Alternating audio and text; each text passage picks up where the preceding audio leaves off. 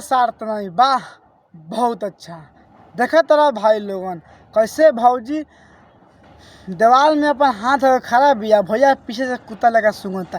ए भैया तो भौजी के लांगा उठाओ आ घुसाओ आ गिराओ।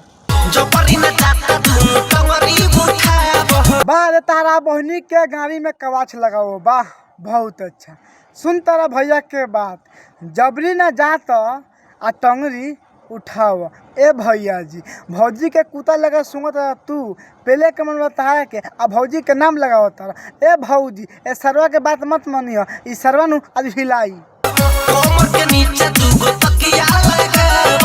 वाह रे प्रकाश के सार वाह बहुत अच्छा। अब सुन तारा कि कमर के नीचे दूगो तकिया लगाओ।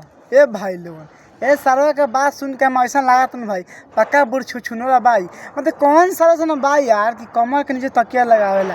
काहे भैया ऐसे मजा नहीं आवत तो काम ना कर, ऐसे नहीं आवत नु तो तू निरो सार हम मारब आ तू हगी हो।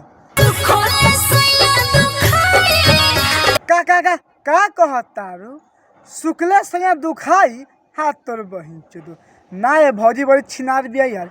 सुन तारा बात कैसे कहतिया यार कि संगे सुखले दुखाई। अच्छा भौजी तो काम कर, जब तारा सुखले दुखाई नु तो तू ही बतावा कैसे करके मारी आ केंती मारी तब तारा अच्छा लगी। तू बताओ तो खोल के। बार तारा बहनी के गाड़ी में शक्कर बलमा के लंड पे लो, वाह बहुत अच्छा।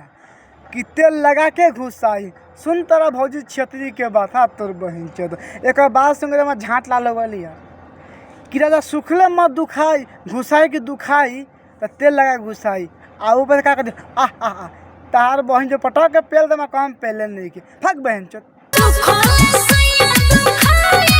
तलार चटबू ना दुखाई तारा बहनी के प्रणाम करो ना। भाई का बात सुन के भौजी के नु हमारा लागत है भौजी के पटक के पहले के चाहिए कि राजा सुखले दुखाई। अरे भौजी वो दुखाए से तो हमारा मजा आए वो से मतलब नहीं खे, लेकिन हम सही पेलम तेल लगा के तो ना पेलम, तेल लगा पहले ढीला हो जाओ ना ऐसी काम ना करम।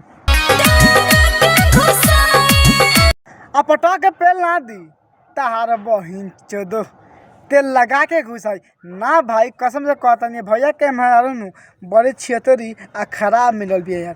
कसम से कहता नहीं अगर तोनी के ले के मन बानू तो आवा लोगन अल्लाह लोगन आ ना दिनू तो हमारे से बात करिए बहन चो पटा के पेल देम। काहे खुद कहतिया कि सुखले दुखाई राजा तेल लगाए घुसाई तो कोनो बने तेल लगाए घुसाओ लेकिन सबके देवे के बा। बहुत अच्छा ऐसे ना रुसल कर आ सैया जी सुसल कर।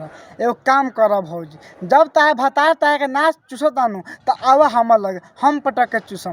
तार बहिन चोदो बहन चो कैसे कैसे गाना आवता यार सुनला के बाद में झाँट लाल हो जाता। ए भौजी आगे कह